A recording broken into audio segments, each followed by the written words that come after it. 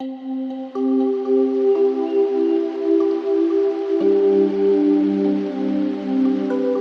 guys, welcome back to the Desert Wine Guy. Today I have a Matt Parish wine to review. Those of you that have followed this channel know how I feel about Matt Parish, okay? The guy is a guru of wine. He's the guru of wine, okay? If there was ever a god of wine, he's the god of wine, okay? So today is the 2021 Matt Parish Cabernet Sauvignon Reserve from the Napa Valley. I ended up paying $45 for this wine, and even though I haven't tasted it at the time I bought it, just the name Matt Parish on it told me, yeah, go ahead and spend the money, okay? So I've been looking at, I decanted this wine for about an hour, okay? And on my new TikTok channel, which I'm going to put somewhere in my wine blog, because I'm also doing a written review of this. It's desertwineguy.blogspot.com. And you'll see my TikTok link at the very bottom, okay? In coordination with all my other social media links, okay? So I decanted this wine for about an hour, and I still have to tell you the wine is a very tightly wound wine. It's 2021, as I mentioned, but it's still a very young wine. There's a Rutherford dust in here, and again, a perceived tightness, and together you can just tell the wine's not ready to be drank right now. It's not ready to be enjoyed yet. I would probably give this wine about 3 years. Probably buy 2 bottles, lay it down in the cellar, forget about it, okay? And give it 3 years to age, give it 3 years to unwind just a bit. In the end, I would probably say this wine can probably last for 20 years, okay? It's that tightly wound right now, and it's the characteristics of the wine lead me to believe that, okay? So on the nose, I am getting a French oak, okay? It's a French oak intermixed with a little bit of smoke here, as well as a blackberry, okay? Now, for those of you guys who are who kind of shy away of a French oak dominated wine, this is not that wine, as the wine is made very well, okay? Everything is very integrated in the wine, yet you can still taste every aspect of the wine, okay? So bringing the wine to my nose, the wine just engulfs the nasal cavity, okay? The bouquet just is your nose is just overwhelmed by the bouquet, and it really makes you kind of want to sit back and say, oh wow, I can't wait to see what the palate offers up on this wine, okay? I don't know if you guys can tell, but I've drank about a little bit more than half the wine, because I wanted to make sure that I was fully able to tell you everything about the wine, because a lot of times you'll start with the wine, you'll drink it for about 10-15 minutes, you'll say some things about the wine, but then 10 minutes later the wine will develop and start offering up other notes, or those notes that were originally nice are now changing, and they're really not good anymore.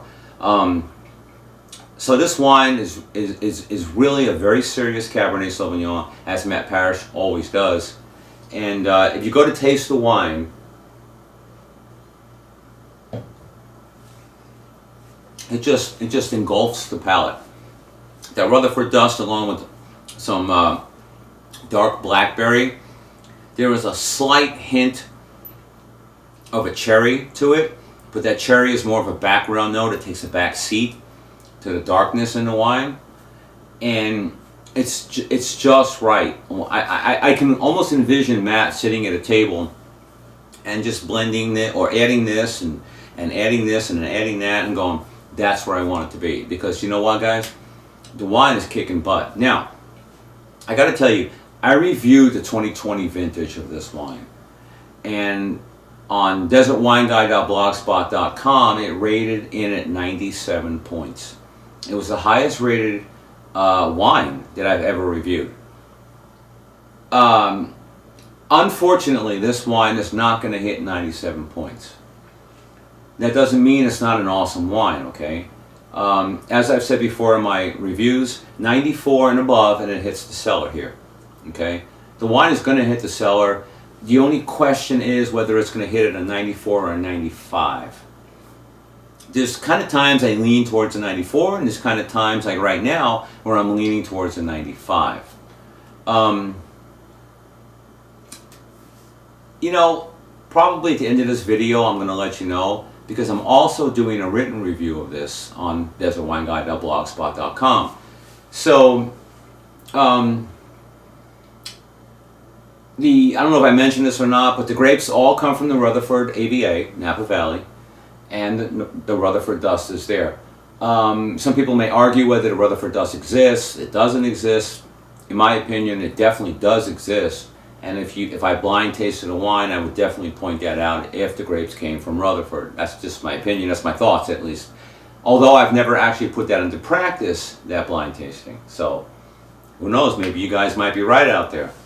The wine comes in at 14.5%. It's been 18 months in that oak I was telling you about.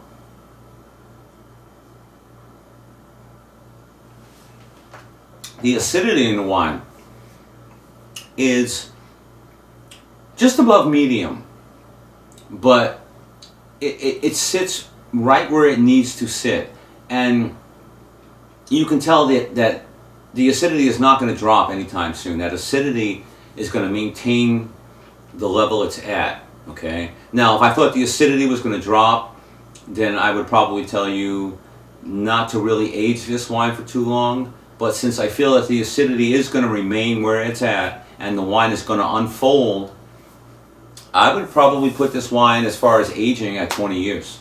You can put this wine away for 20 years and not have to worry about it, okay? Is there any sweetness or jamminess to the wine? Absolutely not. So those of you guys out there that are looking for a Bordeaux type red wine, this is it, okay? If any of you new school people out there that are into red wines right now, and say you like a cupcake or a wine along those styles, I highly recommend you stay away from this wine, okay? This is not a cupcake type wine for you, okay? This is a very serious Cabernet Sauvignon, and one that needs to be taken very seriously. This wine is meant for somebody whose palate is developed and who's been drinking wine for a while and understands what a Cabernet Sauvignon should be presenting, okay? As I said, there's no jamminess, there's no sweetness to the wine. Acidity is right where it needs to be. I'm trying to think of some other stuff that you guys might need to know about this wine. I would definitely decant the wine, okay? As I said, I decanted it for about an hour, and it's still a very tightly wound wine. I think if I was to buy this wine again, which I will, and go for a decanting of it, I would probably go for 3 hours on this wine. I know that's a long time to decant a wine, but I think the wine needs it, and even then I'm not sure the wine is ready to be drank right now. So for 45 bucks, that's a kind of a high price experiment to undertake. But if I insisted on drinking this wine right now, I would up it to 3 hours for decanting. As far as color goes, this is a very, very, very dark wine, very serious looking wine. I was getting some purpleness in it earlier when the sun was out, and just amazing on the nose. It truly is. I know this is a long review here, but I really do feel that the wine deserves it. The nose is just amazing, just like a black currant. But it doesn't lead you to believe the wine is going to be sweet in any way, or the jam monster is going to come forward, because having tasted the wine for a while right now, I can tell you that's not going to happen.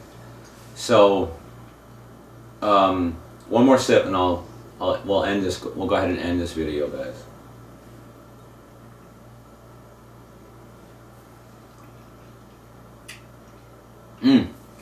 My tongue is coated with some tannins.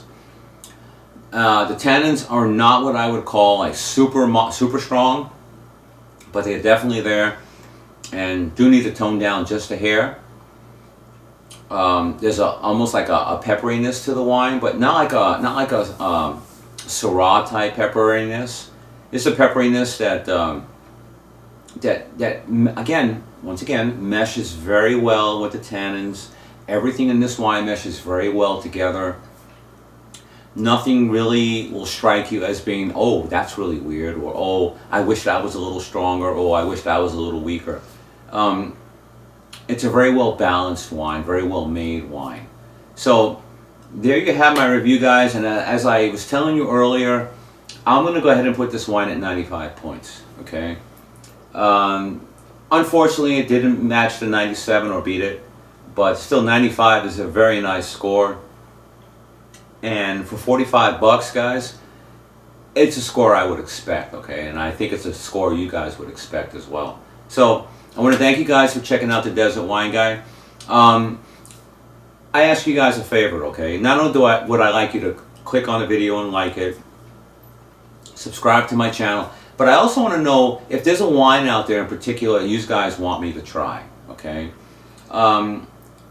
Let's look for a wine about $20, $25 if we can. And with the colder weather coming, make it a red wine if you can. If you can't, that's cool too, because I'm out here in Freedom, Florida, and it's always nice out here, or at least for the most part. So if it's a white wine, that's great.